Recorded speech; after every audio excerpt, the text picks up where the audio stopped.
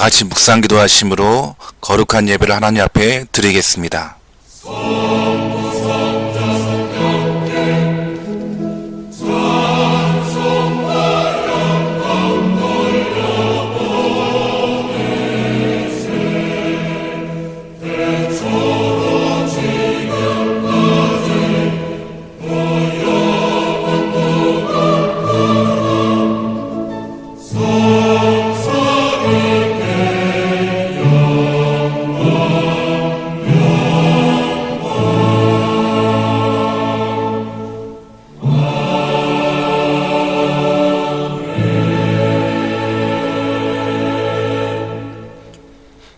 사랑과 은혜가 풍성하신 아버지 하나님, 이 시간 저희들 하나님 앞에 와서 경배할 수 있는 은혜 주신 것 주님 감사합니다.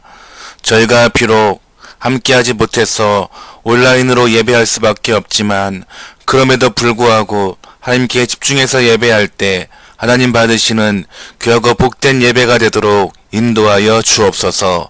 감사하며 예수님의 이름으로 기도드리옵나이다. 아멘. 우리 찬송가 10장, 통일 찬송가 34장으로 하나님 앞에 찬양 드리겠습니다.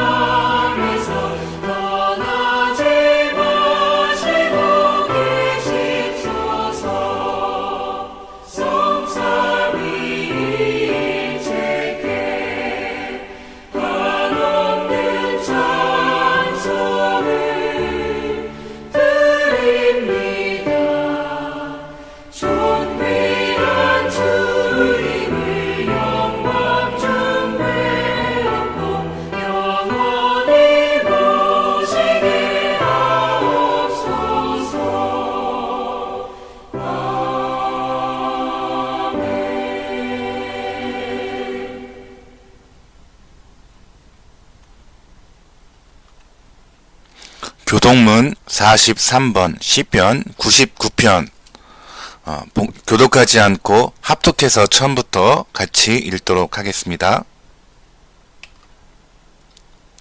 여호와께서 다스리시니 만민이 떨 것이요 여호와께서 그룹 사이에 좌정하시니 땅이 흔들릴 것이로다.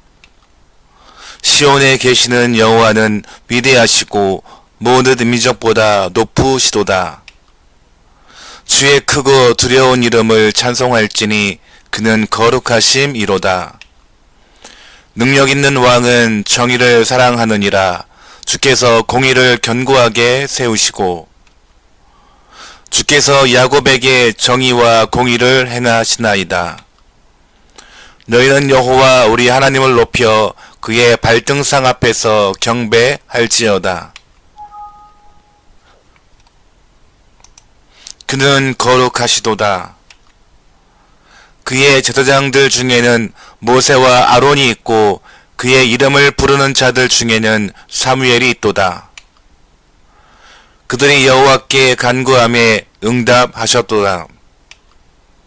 여호와께서 구름 기둥 가운데서 그들에게 말씀하시니 그들은 그가 그들에게 주신 증거와 율례를 지켰도다. 여호와 우리 하나님이여, 주께서는 그들에게 응답하셨고 그들의 행한 대로 갚기는 하셨으나 그들을 용서하신 하나님이시니이다. 너희는 여호와 우리 하나님을 높이고 그 성산에서 예배할지어다. 여호와 우리 하나님은 거룩하심이로다. 다같이 사도신경으로 우리의 신앙을 하나님께 고백드리겠습니다. 전능하사 천지를 만드신 하나님 아버지를 내가 믿사오며 그 외아들 우리 주 예수 그리스도를 믿사오니 이는 성령으로 잉태하사 동정녀 마리아에게 나시고 본디오 빌라도에게 고난을 받으사 십자가에 못 박혀 죽으시고 장사한 지 사흘 만에 죽은 자 가운데서 다시 살아나시며 하늘에 오르사 전능하신 하나님 우편에 앉아 계시다가 저리로서 산 자와 죽은 자를 심판하러 오시리라. 성령을 믿사오며 거룩한 교회와 성도가 서로 교통하는 것과 죄를 사하여 주시는 것과 몸이 다시 사는 것과 영원히 사는 것을 믿사옵나이다. 아멘. 오늘 우리가 은혜 받을 귀한 말씀은 느헤미야 1장 1절부터 11절까지 말씀입니다. 구약성경 727페이지입니다. 느헤미야 1장 1절부터 11절까지 말씀.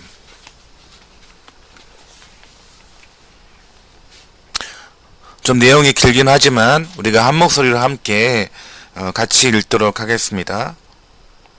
느헤미야 1장 1절부터 11절까지의 말씀. 그럼 다 찾으신 줄 믿고 함께 읽도록 하겠습니다. 하가랴의 아들 느헤미야의 말이라. 아닥사스다 왕 제20년 기슬루월에 내가 수산궁에 있는데 내 형제들 가운데 하나인 하나니가 두어 사람과 함께 유다에서 내게 이르렀기로 내가 그 사로잡힘을 면하고 남아있는 유다와 예루살렘 사람들의 형편을 물은즉 그들이 내게 이르되 사로잡힘을 면하고 남아있는 자들이 그 지방 거기에서 큰 환난을 당하고 능욕을 받으며 예루살렘 성은 허물어지고 성문들은 부셨다 하는지라. 내가 이 말을 듣고 앉아서 울고 수일 동안 슬퍼하며 하늘의 하나님 앞에 금식하며 기도하여 이르되 하늘의 하나님 여호와 크고 두려우신 하나님이여, 주를 사랑하고 주의 계명을 지키는 자에게 언약을 지키시며 긍휼을 베푸시는 주여 간구하나이다. 이제 종이 주의 종들인 이스라엘 자손을 위하여 주야로 기도하오며 우리 이스라엘 자손이 주께 범죄한 죄들을 자복하오니 주는 귀를 기울이시며 눈을 여시사 종의 기도를 들으시옵소서. 나와 내 아버지 집이 범죄하여 주를 향하여 크게 악을 행하여 주께서 주의 종 모세에게 명령하신 계명과 율례와 규례를 지키지 아니하였나이다.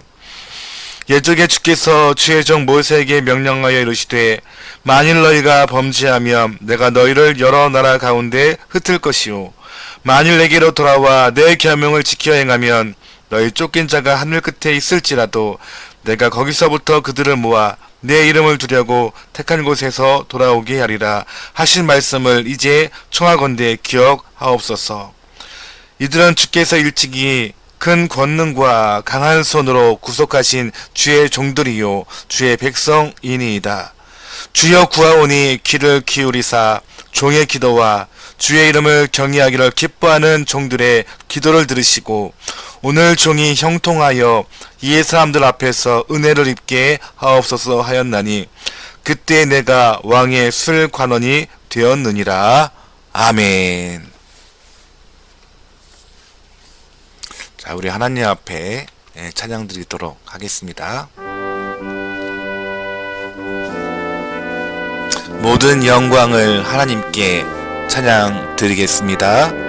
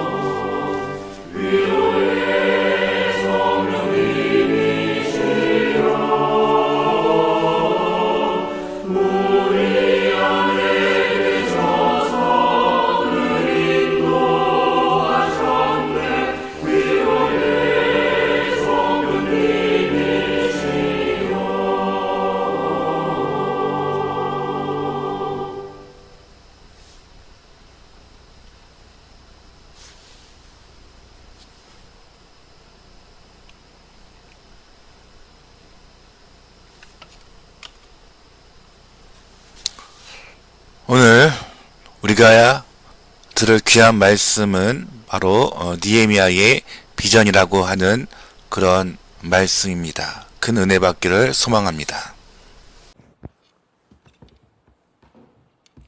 기도하겠습니다. 사랑과 은혜가 풍성하신 아버지 하나님, 이 시간 저희들 비록 온라인 예배로 하나님 앞에 예배를 드리고 있지만 그럼에도 불구하고 예배할 수 있는 은혜 주신 것 주님 감사합니다. 이 시간 최선을 다해서 집중해서 하나님께 예배할 수 있도록 주께서 은혜 베풀어 주시고 또 오늘 말씀을 통해서 우리가 큰 은혜 받을 수 있도록 하나님께서 역사하여 주시옵소서. 감사하며 예수님의 이름으로 기도드리옵나이다. 아멘.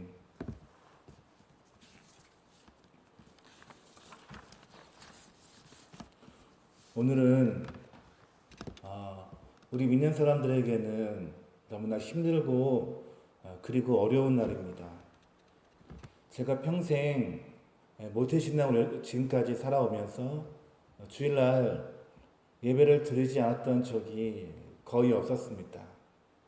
군대에 있을 때 또한 너무 아플 때를 제외하고는 교회를 한 번도 빠진 적이 없었습니다.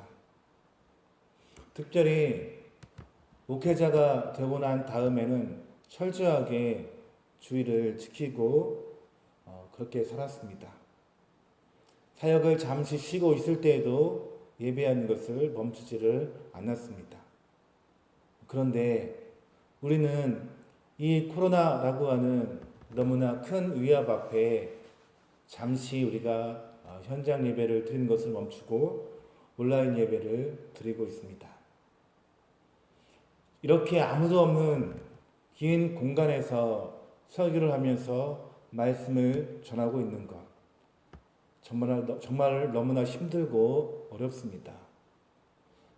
비록 힘들고 어렵지만 저는 여기에 우리 사랑하는 우리 성도님들 여기 다 앉아 계시다라고 그렇게 생각을 하고 말씀을 증거를 하도록 하겠습니다. 여기에 조 집사님도 저 앞에 앉아 계시고, 윤 집사님도 앉아 계시고, 허 권사님도, 이 권사님도, 우리 남 집사님도 여기 다 앉아 계신다라고 생각하고 말씀을 증거를 하도록 하겠습니다. 비록 우리가 지금 이렇게 얼굴을 보지 못하고 또 함께 예배하지만 또 그럼에도 불구하고 우리가 그러니까 현장에서 나와서 예배당에서 예배 드리는 것이 얼마나 큰 기쁨이고 또 얼마나 큰 그런 행복인지 우리가 또 바르게 깨달을 수 있는 그런 시간이 되기도 하는 것 같습니다. 비록 우리가 힘들고 어려운 시간이지만 우리가 이 시기를 우리가 믿음으로 잘 극복해서 우리가 빠른 시간 내에 함께 모여서 더 힘껏 더 마음껏 주님을 찬양하고 예배할 수 있는 그 날이 속히 올 수 있도록 우리 힘차게 더 열심히 기도합시다.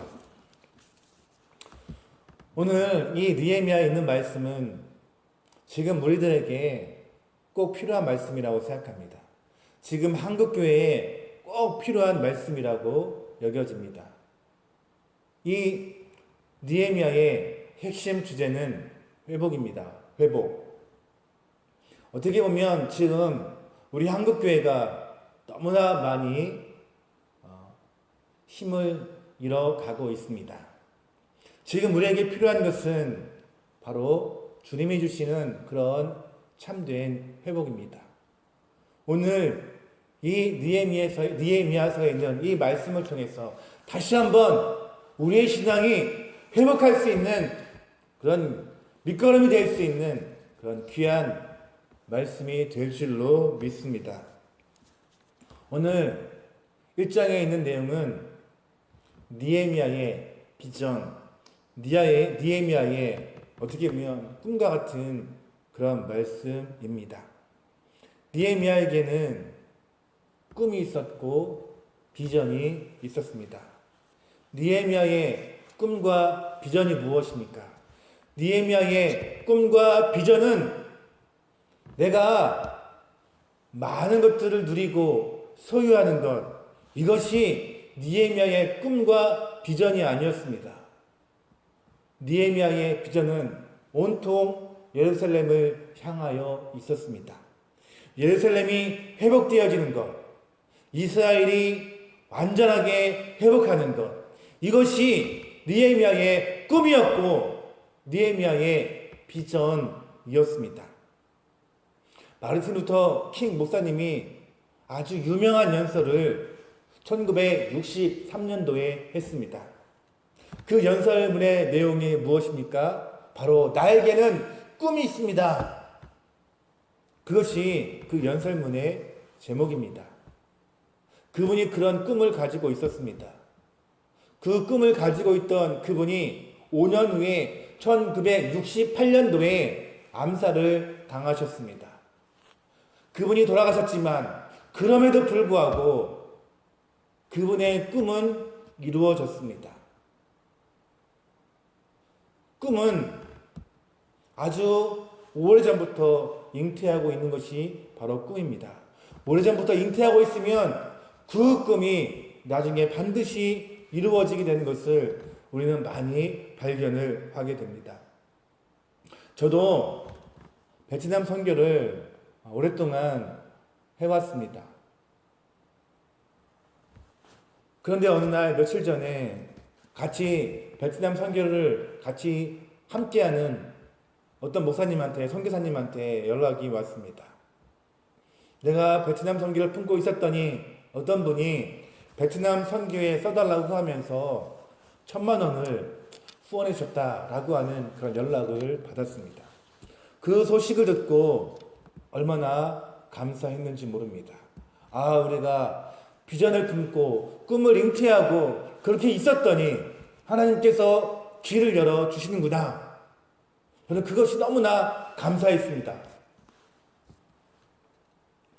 사랑하는 성도님들, 우리 소망교회도 하나님이 주신 그런 꿈과 비전을 가지고 우리가 살아간다면 하나님이 우리에게 반드시 그 길을 하나님이 반드시 그 길을 열어주십니다.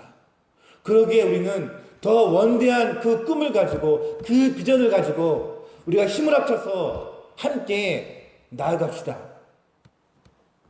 우리의 꿈이 단순하게 교회가 성장하는 그런 꿈이 아니라 느헤미야가 가졌던 그 느헤미야의 비전이, 그 꿈이 우리 소망교회의 꿈과 우리 소망교회의 비전이 되기를 주님의 이름으로 축복합니다. 느헤미야의 꿈이 무엇이었고 느헤미야의 비전이 무엇이었습니까? 느헤미야의 꿈은 온통 예루살렘을 향하여 있었습니다. 이 느헤미야의 온통 머릿속에는 예루살렘밖에 없었습니다. 그 이스라엘밖에 없었습니다. 느헤미야가 어떤 사람인가 한번 살펴볼까요? 이 느헤미야는 태어난 곳이 이방 땅입니다.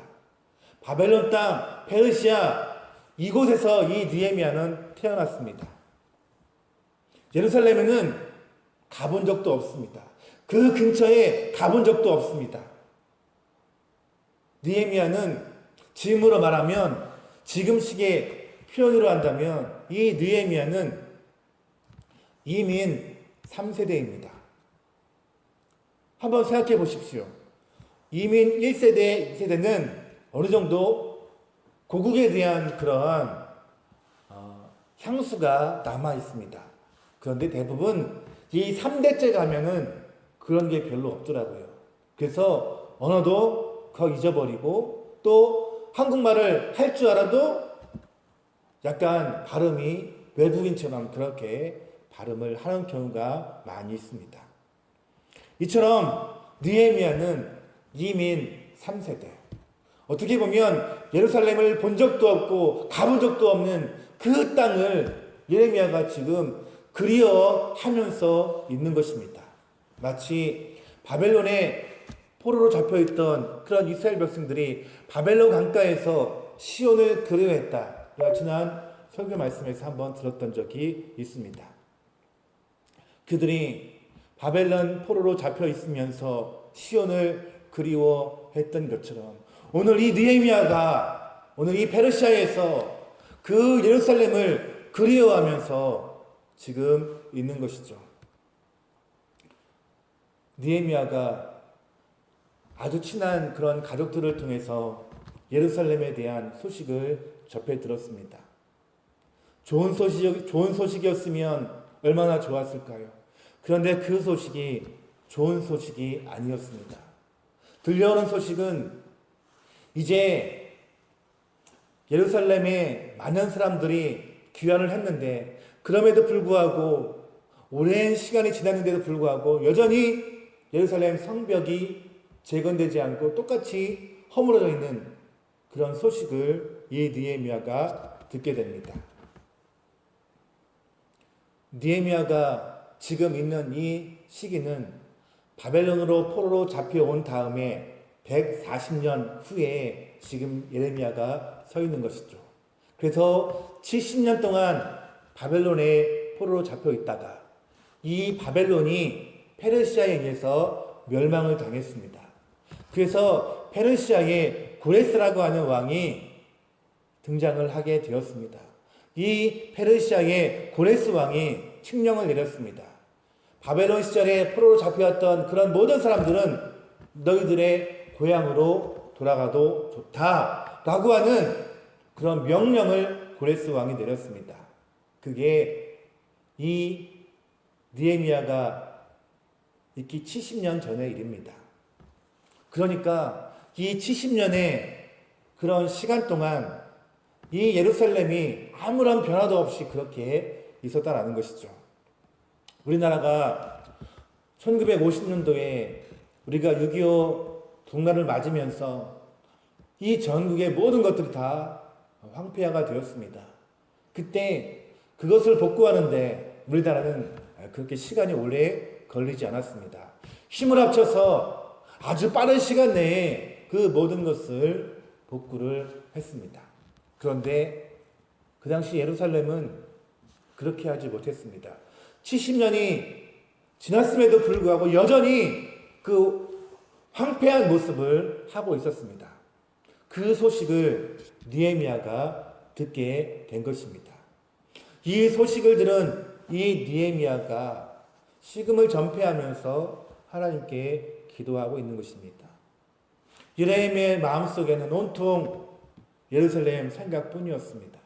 그래서 그 예루살렘이 그렇게 황폐하게 되었다라고 하는 그 이야기를 들으면서 눈물로 애통하면서 예레미야가 지금 기도하고 있는 것입니다.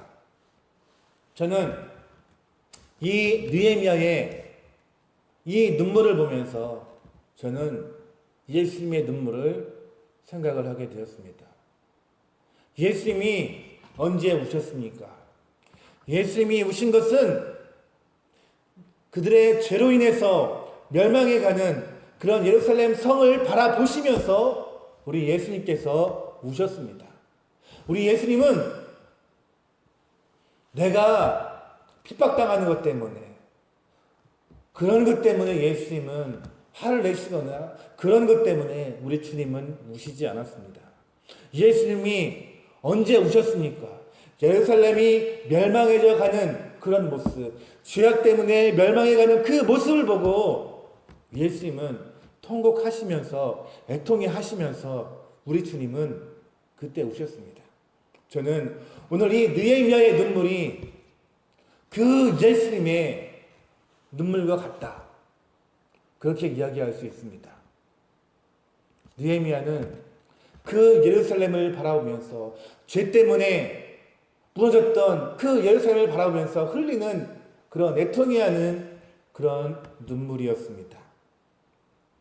사랑하는 성도 여러분, 이 느헤미야가 가졌던 그런 눈물들, 그런 눈물이 우리 가운데 회복되어지기를 주님의 이름으로 축복을 합니다.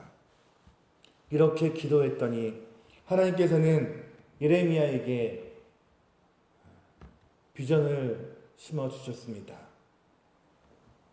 오늘 이 느헤미야가 가졌던 그러한 비전들, 그 꿈을 우리가 돌아보면서 이 시간 우리가 느헤미야를 한번 닮을 수 있는 그런 시간이 되기를 바랍니다. 느헤미야는 그 꿈을 이루기 위해서 어떻게 살았는가? 먼저 이 느헤미야는 무릎으로 먼저 하나님 앞에 나아갔습니다. 이 느헤미야는 예루살렘이 그렇게 성벽이 무너진 채로 있었다고 하는 그런 이야기를 들으면서 이 느헤미야는 그 소식을 듣고 먼저 하나님 앞에 기도했습니다. 느헤미야는 기도의 사람이었습니다.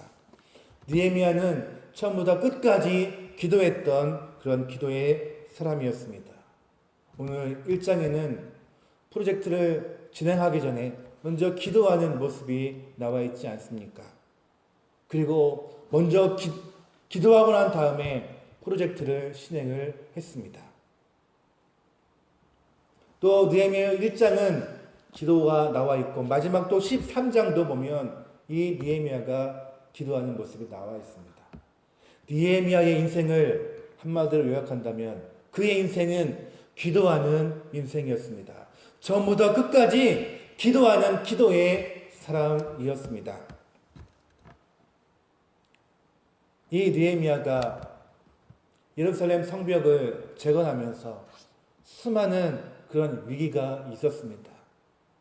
정확히는 11번의 위기가 있었습니다.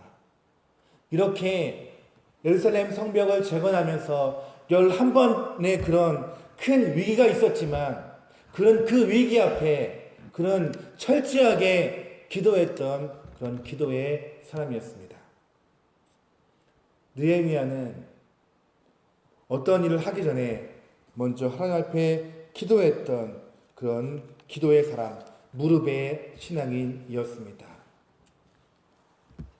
우리는 하나님이 주신 그런 참된 그런 비전과 참된 꿈을 향해서 나아갈 때 우리는 먼저 철저하게 하나님께 기도하는 그런 기도의 모습이 필요합니다. 또한 첫 번째가 기도라면 두 번째는 사랑입니다.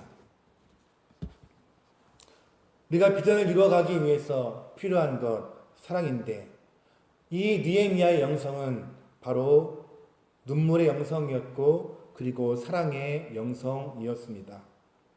이 느헤미야는 늘 예루살렘 그런 성을 사모하면서 늘 그렇게 바라보면서 그렇게 살았습니다. 그 사랑했다라고 하는 표현은 크게 두 가지로 구분을 할 수가 있습니다. 첫 번째는 느헤미야가 하나님을 사랑을 했다는 것입니다. 느헤미야는 하나님을 사랑했습니다. 예루살렘 성, 예루살렘을 사랑했다라고 하는 그것은 바로 그 안에 계신 하나님을 사랑하는 것입니다. 그 이유는 예루살렘이 하나님의 도성을 의미하는 것이기 때문에 그렇습니다. 이 예루살렘은 하나님이 계신 곳이고 이 예루살렘은 하나님의 언약의 장소가 있는 그곳이 바로 이 예루살렘입니다. 또 예루살렘은 무엇이 있습니까? 예루살렘은 성전이 있는 곳이 바로 예루살렘입니다. 그 성전이 무엇을 의미합니까? 그 성전은 바로 예수님을 의미하는 것이죠. 그러기에 이 느헤미야가 그 예루살렘을 사모했던 그런 마음은 요즘 표현으로 하면 예수님을 사모한다. 예수님을 사랑하는 그런 마음을 가리키고 있는 것입니다. 이 느헤미야는 철저하게 예수님을 사랑했던 하나님을 사랑했던 그런 사람이 바로 이 느헤미야였습니다. 하나님이 계신 그 성전, 그 교회, 그 예배당을 철저하게 사모했던 그런 사람이 바로 이 느헤미야였습니다. 느헤미야는 위로는 하나님을 사랑하고 그리고 또 옆으로는 자기 민족들을 사랑했습니다. 자기 예루살렘 민족 동족들을 사랑했던 그런 사람이 바로 이 느헤미야였습니다. 하나님을 향한 사랑이 너무나 컸고 자기 민족을 향한 사랑이 너무나 컸습니다. 그래서 비전을 품고 기도할 때 그는 과감하게 자기가 가졌던 모든 것들을 다 포기를 합니다. 느헤미야의 직업이 무엇이라고요? 술 맡은 관원장입니다. 술 맡은 관원장은 아주 높은 위치에 있는 그런 직책입니다. 우리가 그 관원장을 하찮게 보면 안 됩니다. 그 당시에는 왕들을 많이 독살을 시키면서 그렇게 반란을 일으켰습니다. 그래서 술과 음식 이런 것들을 관할하는 그런 사람들은 충신 중에 충신, 자기를 잘 따르는 정말 믿을 만한 사람을 그런 데다가 앉히는 것입니다. 자기의 생명과 왕의 생명과 연관이 있기 때문에 그렇습니다. 그러기에 이 느헤미야는 그 페르시아에서 안정된 그런 직장을 가지고 있었습니다. 많은 사람들에게 존중받을 수 있는, 인정받을 수 있는 그 사람이 바로 이 느헤미야였습니다. 왕까지도 신뢰했던 그 사람이 바로 느헤미야였습니다. 그런데 느헤미야가 자기가 가지고 있던 그 모든 부와 이 모든 것들을 다 내려놓았습니다. 누구 때문에요? 예루살렘, 예수님 때문에, 하나님 때문에, 믿음 때문에, 신앙 때문에 자기가 누릴 수 있는 그 모든 안락한 생활을 이 느헤미야는 다 포기했습니다. 또한 느헤미야는 자기 민족을 향해서 하나님이 선택하신 그 민족을 위해서 자기의 모든 것들을 다 아낌없이 내려놓았습니다. 그래서 이 페르시아에서 안정된 삶을 포기하고 예루살렘으로 돌아와서 성벽을 건축하는 일에 앞장서게 되는 것입니다. 사랑하는 성도 여러분, 누군가를 사랑하면 내가 그를 위해서 어떠한 일을 해야 될까? 사랑하면 그것이 보입니다. 우리가 연애할 때도 그 사람을 사랑하면 그 사람이 무엇을 필요로 하는지 그런 것들이 다 보입니다. 사랑하지 않으면 관심이 없기 때문에 그런 것들이 보이지 않습니다. 그것은 영적인 세계에서도 마찬가지입니다. 하나님을 사랑하면, 성도를 사랑하면 내가 그들을 위해서 어떤 것을 해야 될까? 누가 가르쳐 주지 않아도 그 사람을 사랑하는 마음이 있으면, 성도를 사랑하는 마음이 있고 주님을 사랑하는 마음이 있고 교회를 사랑하는 그 마음이 있으면 그 모든 것들이 잘 보입니다. 그런데 사랑하지 않으면 그런 것들이 보이지 않습니다. 사랑하면 내가 저 사람을 위해서 이것은 꼭 해줘야지 라고 하는 그런 마음이 드는 것이죠. 느헤미야가 이 예루살렘에 있는 그런 자기 민족들을 너무나 사랑했습니다. 기도하다 보니까 그래서 비전을 품게 되는 것입니다. 예루살렘에 돌아가서 내가 그 백성을 위해서 내가 그들을 회복하는데 내가 쓰임 받아야 되겠구나 라고 하는 그런 비전과 소망을 품게 되는 것입니다. 그 비전 때문에 자기의 모든 안락한 편안한 삶을 내려놓고 예루살렘으로 가게 되는 것이죠. 사랑하면 그 사람을 위해서 무엇이든지 다 해줄 수가 있는 것이죠. 우리 성도님들이 교회를 뜨겁게 사랑하면, 교회를 너무나 사랑하면 내가 교회에서 어떤 것을 해야 될지 우리의 눈으로 누가 가르쳐주지 않아도 다 보입니다. 그래서 믿음으로 그것을 하려고 그렇게 노력합니다. 내가 할 게 없으면 교회 와가지고 화장실 청소라도 해야지 라고 하는 그런 마음이, 교회를 사랑하면 그 마음이 들게 되는 것이죠. 내가 나이가 들어서 교회를 사랑하긴 하는데 할 것이 없다 라고 하면 최소한 교회를 위해서는 내가 기도해야지, 내가 나이가 들어서 아무것도 할 수 없으니까 내가 기도를 해야지, 그런 마음이, 교회를 사랑하면 그런 마음이 자연스럽게 들어가게 되는 것이죠.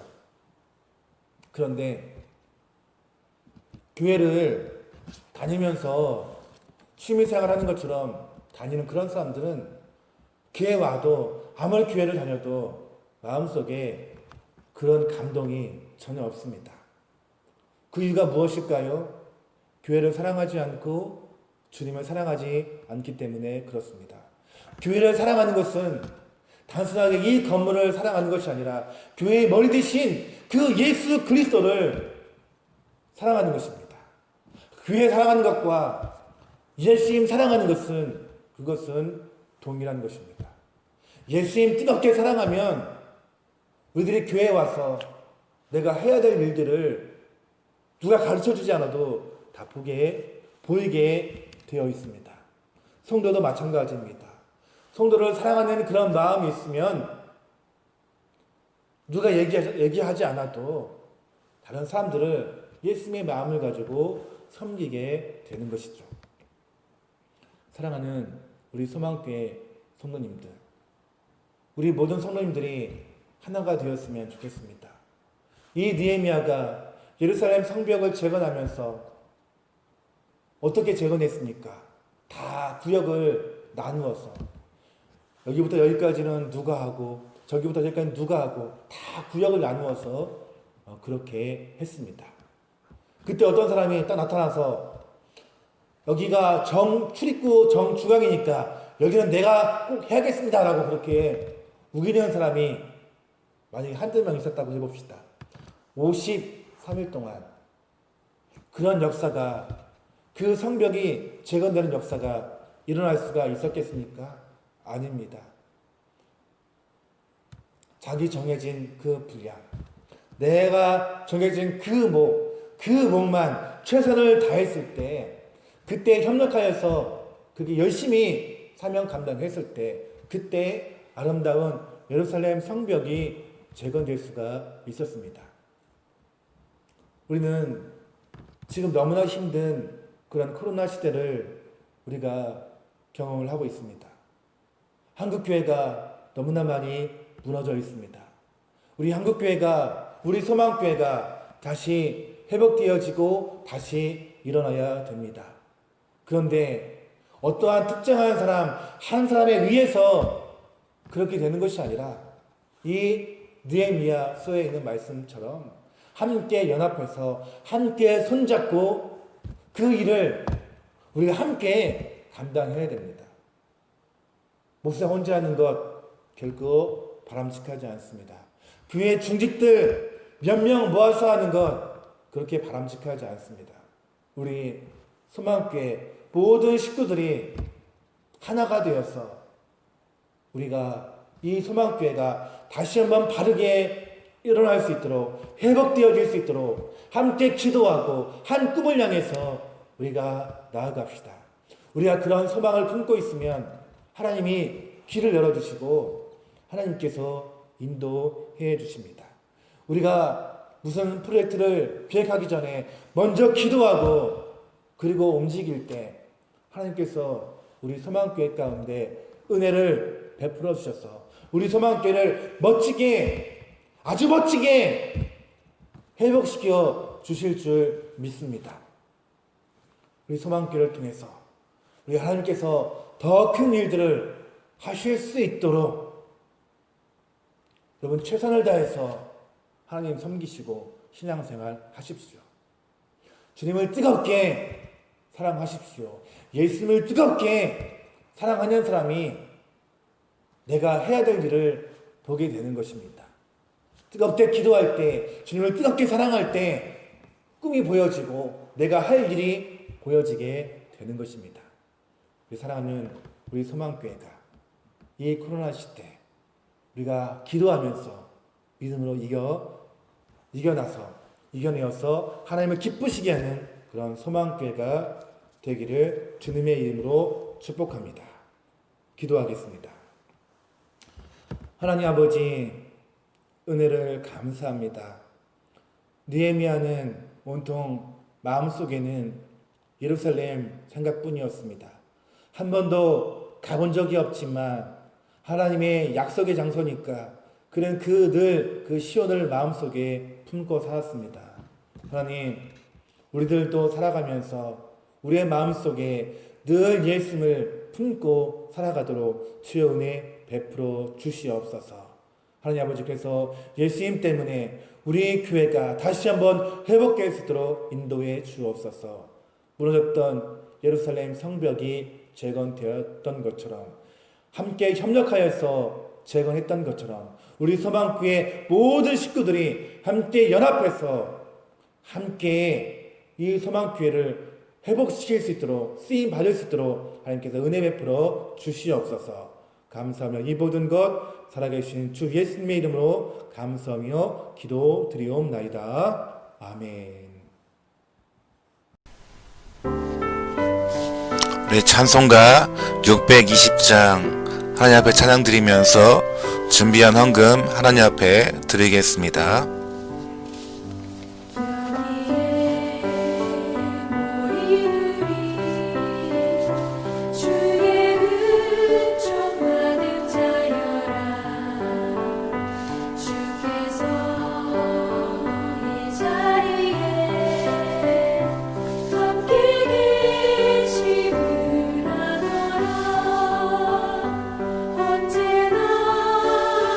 주님만을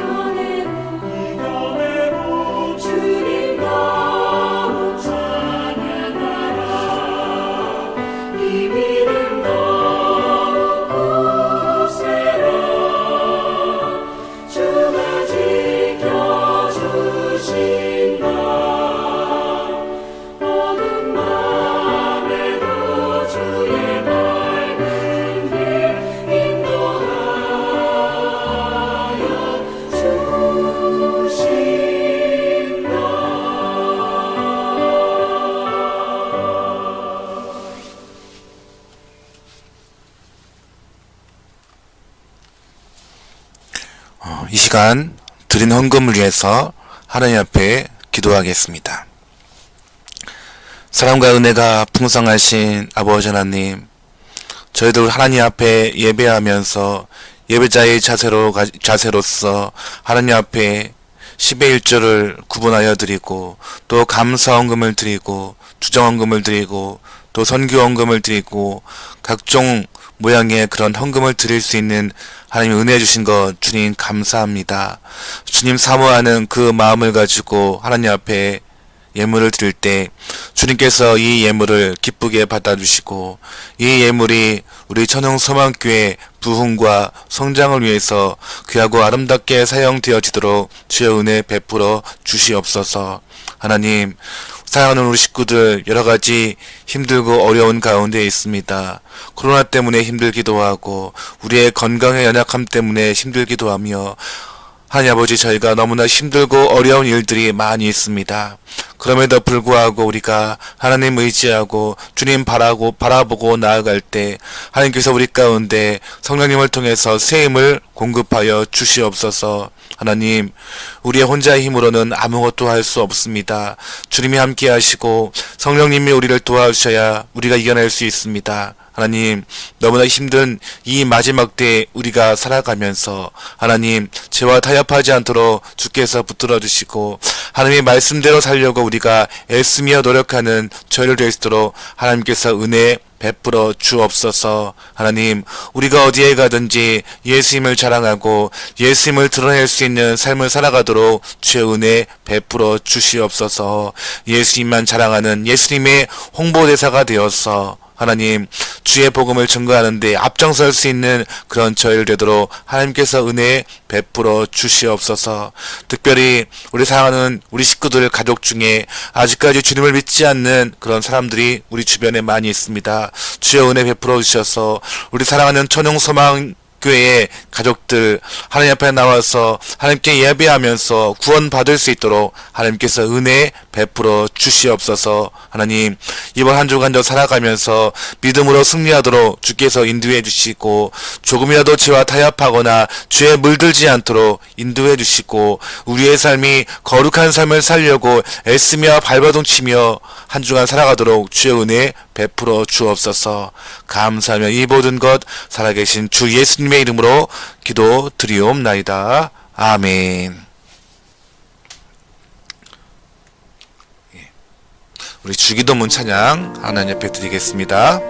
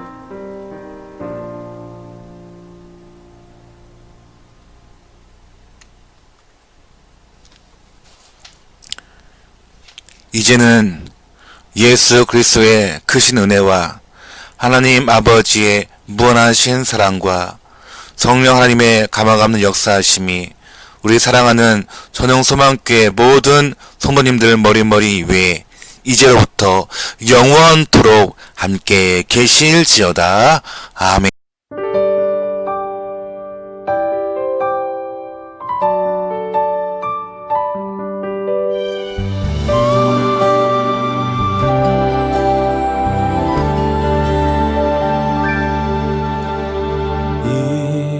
이곳에 생명샘 솟아나 눈물 골짝 지나갈 때에 머잖아 열매 맺히고 웃음소리 넘쳐나리라.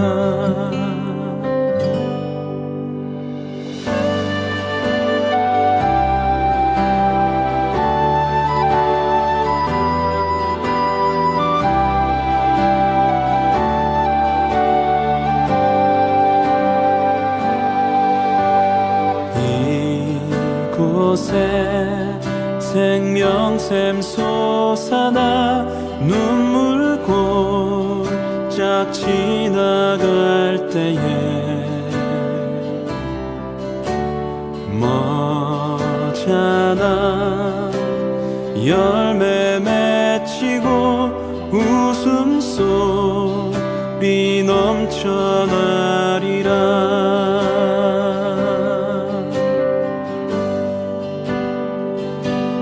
꽃들도 구름도 바람도 넓은 바다도 찬양하라 찬양하라 예수를. 하늘을 울리며 노래해 나의 영혼아. 은혜의 주 은혜의 주 은혜의 주.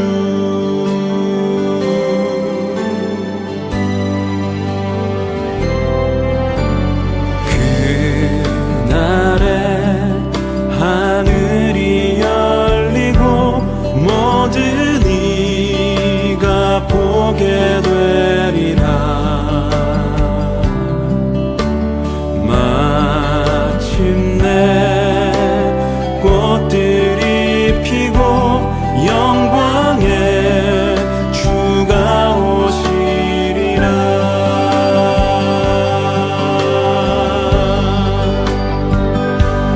꽃들도 구름도 바람도 넓은 바다도 찬양하라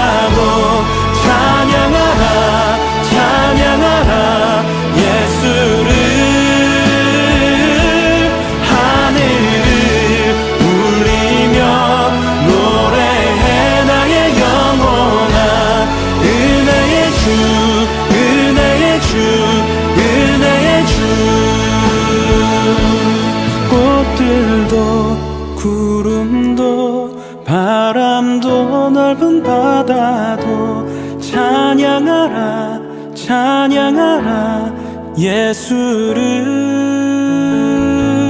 하늘을 울리며 노래해 나의 영혼아 은혜의 주 은혜의 주 은혜의 주